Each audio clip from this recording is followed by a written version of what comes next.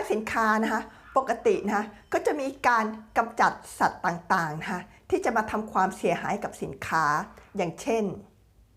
หนูมดปลวกแมลงสาบแมลงวันยุง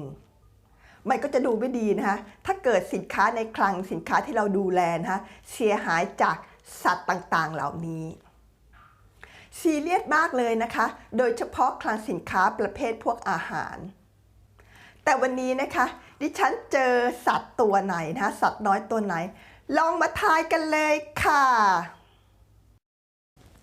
สัตว์น้อยรบกวนจังปรับปรุงงานเห็นกำไรให้อนาคตโลจิสติกอีซี่โลจิสติกง่ายๆสไตล์ประภาวีสุดยอดคลังสินค้านะคะมีแมวด้วยนะคะให้นมลูกค่ะอันนี้ถ่ายต้องระวังนะคะระวังอย่าให้เห็นแพ็กเกจของลูกค้านะคะไม่งั้นเดี๋ยวเจ้าของเขาจะมีปัญหาค่ะโหจะทำยังไงดีคะเนี่ยทำอะไร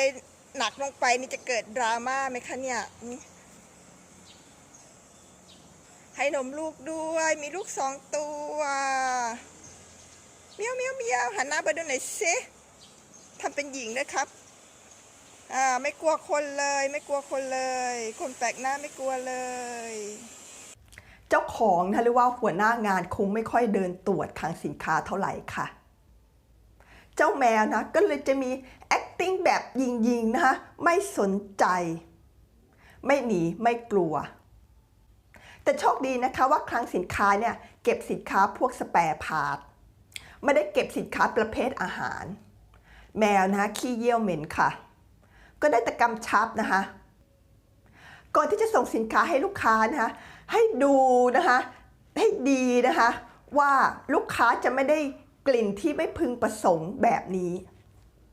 ไม่งั้นเป็นเรื่องเลยค่ะดิฉันก็เลยบอกเจ้าของนะคะบอกว่าจับแมวตัวนั้นมาให้หน่อยนะคะจะเอาให้ไปให้เพื่อนค่ะมันน่ารักดีเพื่อที่จะไม่ได้พลาดนะคะสาระดีๆนะประสบการณ์ฮาๆแบบนี้นะคะอย่าลืมกดติดตามนะคะเพื่อที่ท่านจะได้รับแจ้งทันทีที่คลิปใหม่ออกมาค่ะตุ้งติ้งตุ้งติ้งพบกันใหม่ในคลิปต่อไปนะคะสวัสดีค่ะ